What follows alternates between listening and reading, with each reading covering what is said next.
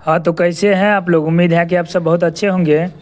और आज के इस क्लास में आज हम लोग क्लास 12th के इंग्लिश का चैप्टर 1 जो कि पोइट्री सेशन का है, उसका sweetest love I do not go, इसका सारा सब्जेक्टिव क्वेश्चन आंसर करने वाले हैं।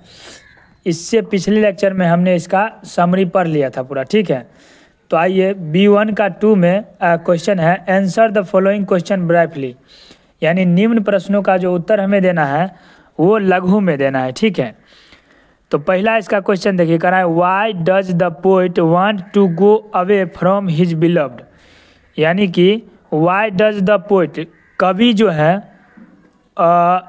Y does the poet want to go away from his beloved, यानी कि लेखक जो है, कवि जो है, अपने प्रेमिका से दूर जाना क्यों चाह रहे हैं।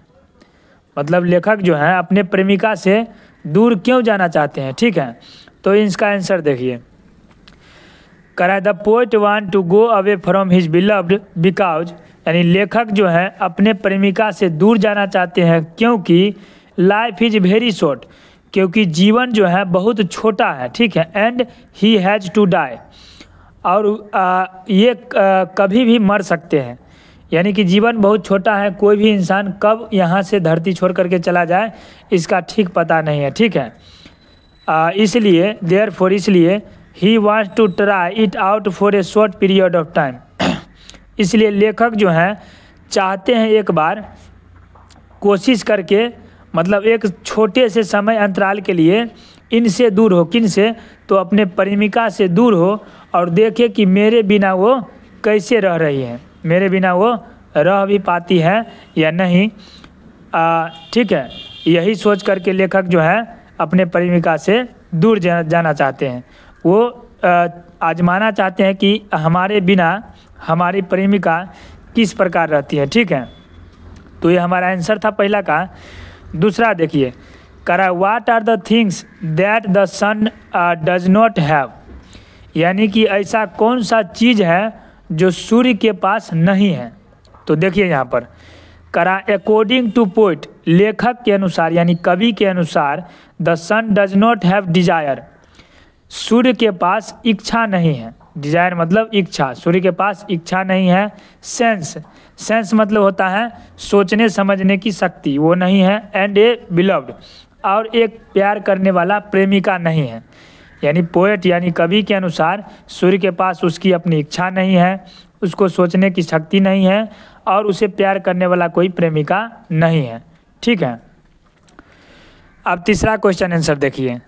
तीसरा कह रहा है what will make the speaker's journey speedier, यानी कि ऐसा क्या चीज़ है जो कि स्पीकर यानी वक्ता जो इस चैप्टर के कवि है उसकी यात्रा को तेज बनाता है, शीघ्र बनाता है। ऐसा क्या चीज़ जो है जो कवि की यात्रा को तेज करता है। तो देखिए यहाँ पर कर द स्पीकर्स जर्नी स्पीडियर, यानी कि कवि की जो यात्रा को तेज बनाता है, बिकॉज यानी कवि जो है अपनी यात्रा शीघ्र ही पूरी करना चाहते हैं, ठीक है।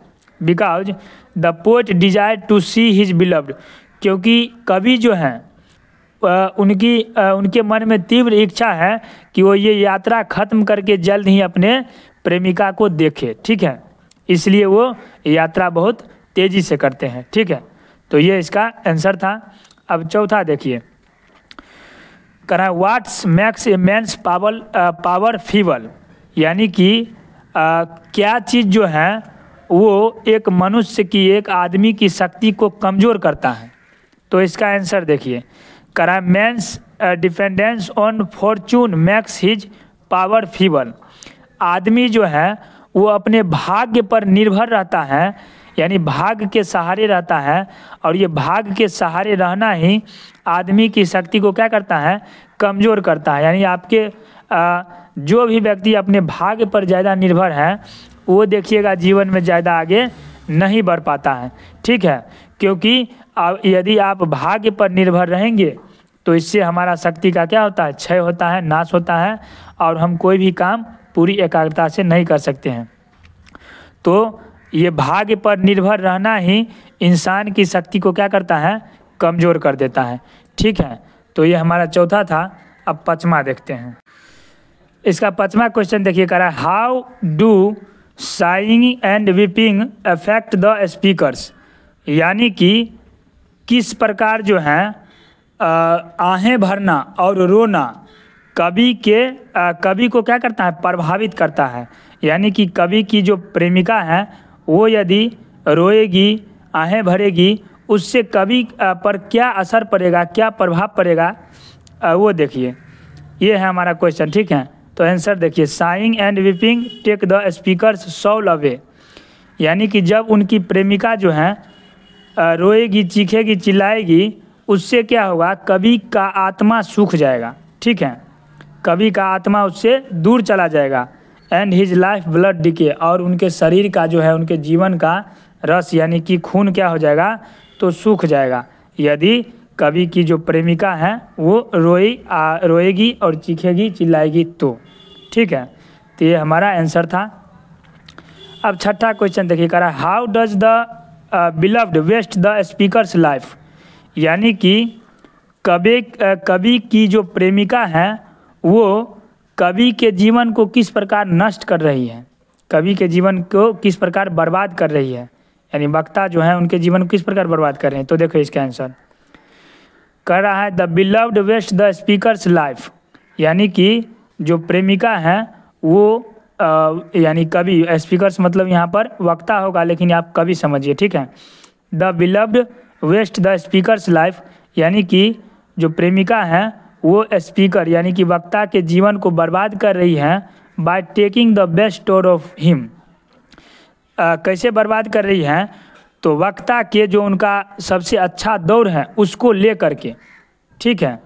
उसके बाद 7वां क्वेश्चन देखिए, कहा in what way will the lovers remain United, यानी किस परिस्थिति में, किस स्थिति में एक प्रेमी और प्रेमिका जो हैं एक साथ रह सकते हैं। तो देखिए, lover will remain United by keeping care one another, यानी कि लवर जो है प्रेमी और प्रेमिका जो है एक साथ रह सकते हैं कीपिंग केयर वन अनदर, एक दूसरे का ख्याल रख के, ठीक है। तो ये हमारा 7वां क्वेश्चन था और इस चैप्टर का लास्ट क्वेश्चन था। उम्मीद है कि ये क्वेश्चन आंसर आप बहुत ही अच्छे से समझ गए होंगे। इसी के साथ अब हम लोग नेक्स्ट चैप्टर में चलेंगे अगले वीडियो में। तब तक के लिए धन्यवाद। खुश रहिए, मस्त रहिए, पढ़ते रहिए। यदि आप हमारे चैनल पर नए हैं तो हमारे चैनल को लाइक और सब्सक्राइब जरूर करें। धन्यवाद।